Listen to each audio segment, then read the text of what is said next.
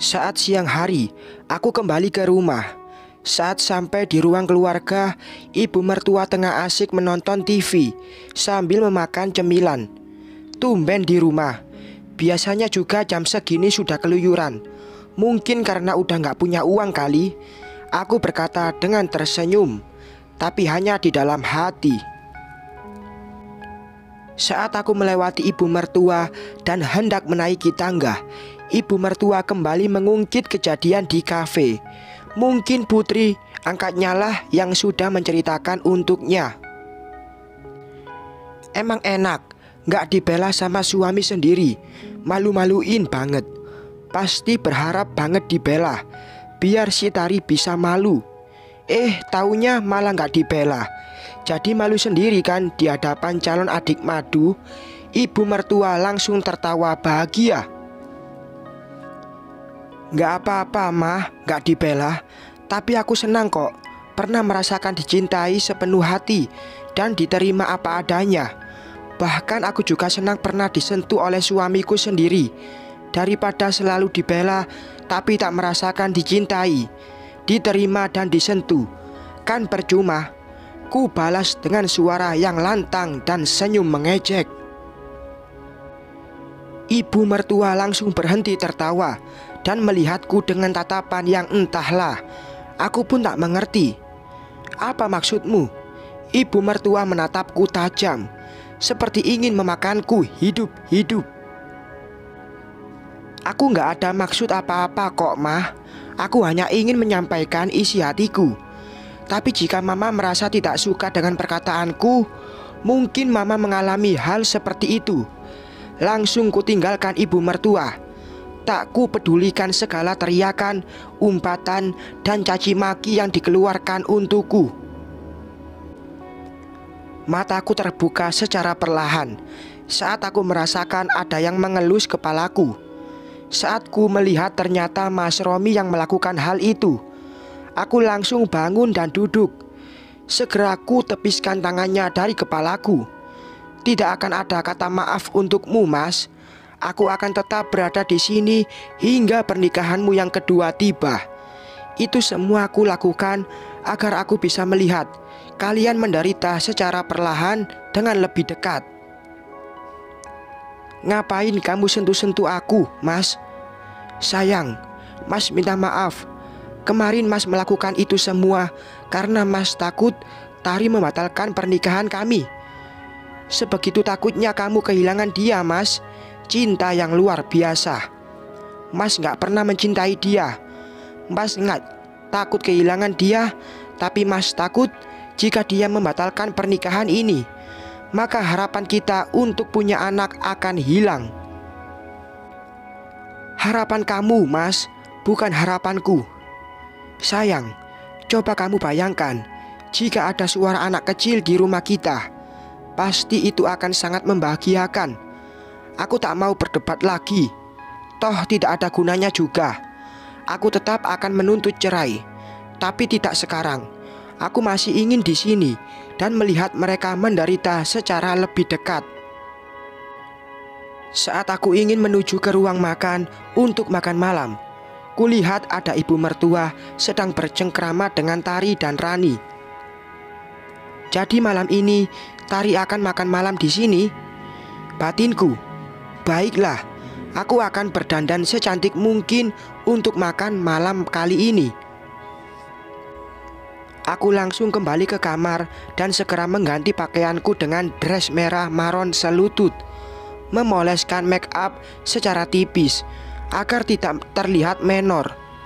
Ku biarkan rambut ini tergerai agar penampilanku semakin menarik. Ku patutkan diri di depan kaca. Saat ku rasa semuanya telah sempurna, aku langsung turun ke bawah dan menuju ke meja makan. Saat tiba di sana, semuanya telah duduk dengan manis dan hanya menunggu kehadiranku saja. Saat aku duduk, kulihat ayah mertua dan Mas Romi memandangku tanpa berkedip. Mungkin karena aku jarang dandan kalau di rumah. HP ku berbunyi, tanda ada pesan masuk, dan saat kulihat ternyata dari ayah mertua. Kamu sangat cantik sayang. Seandainya hanya kita berdua di sini, mungkin aku sudah memeluk dan mencium keningmu. Itulah bunyi isi pesan dari ayah mertua. Aku langsung melihat ke ayah mertua dan tersenyum manis, berusaha untuk menunjukkan kalau aku juga menginginkan hal seperti itu. Lama amat, kita sudah lapar tahu nggak sih? Ibu mertua membuyarkan senyumanku untuk ayah mertua. Tahu nih, mau makan di rumah aja mesti dandan dulu. Takut tersaingi ya dengan Mbak Tari. Rani ikut menimpali. Kalau sudah lapar, silakan makan. Aku dandan juga bukan untuk menyaingi Tari, tapi aku dandan agar bisa terlihat cantik di depan orang yang spesial untuk aku. Aku berucap sambil melirik ke arah ayah mertua. Halah, gak usah sok deh kamu. Kamu itu bukan orang yang spesial buat Reno lagi. Jadi gak usah sok cari perhatian. Ibu mertua masih terus mengajak berdebat. Jujur aja mbak, kalau mau menyaingi Mbak Tari, Rani pun tak bisa diam. Saat kulihat ke arah Tari, dia terus tersenyum. Mungkin dia merasa senang karena selalu dibela. Aku gak perlu menyaingi perempuan seperti Tari. Dia bukan levelku. Untuk apa menyaingi perempuan sampah yang bisanya menjadi duri dalam pernikahan orang? Aku pun tak mau kalah. Maksud kamu apa ngomong seperti itu? Tari nampak tak terima dengan perkataanku. Masa kamu gak ngerti sih? Ya sudah, kalau pakai kata halus kamu ngerti. Baiklah, aku akan menyampaikannya dengan kata yang kasar.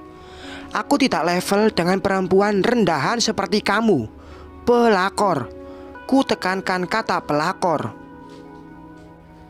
Dia langsung menggebrak meja dan berdiri. Tidak terima dengan kata-kataku. Apa dia mau adu fisik denganku?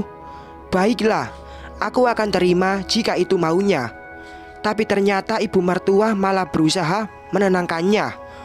Sedangkan Rani melihatku dengan tatapan yang tajam. Ayah mertua dan Mas Romi hanya diam. Mereka seperti menikmati kejadian ini. Kamu gak usah ambil hati ya. Biasa, perempuan suka gitu. Sambil mengelus kepala Tari, ibu mertua berbicara sambil melirik ke arahku. Baiklah, jika menurut kalian aku tantang kalian semua. Besok kita ke rumah sakit untuk melakukan pemeriksaan.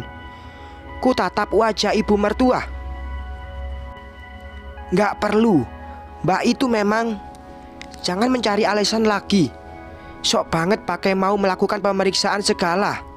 Rani tak pernah bisa diam, selalu saja ikut campur. Berarti ada kalian sembunyikan. Kalau tidak, kenapa kalian harus takut untuk melakukan pemeriksaan? Apa ini ada hubungannya dengan vitamin yang selalu ku minum setiap malamnya? Maksud kamu apa? Kenapa dengan vitamin yang selalu kamu minum? Akhirnya Mas Romi bersuara juga. Wajah ibu mertua dan Rani tampak tegang. Pasti mereka tak mengira kalau aku akan berbicara seperti itu. Gak ada apa-apa kok mas. Aku hanya asal bicara saja.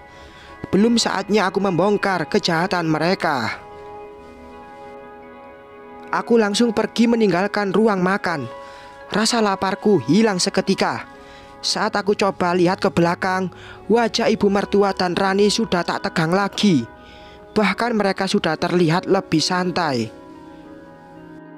Bersambung.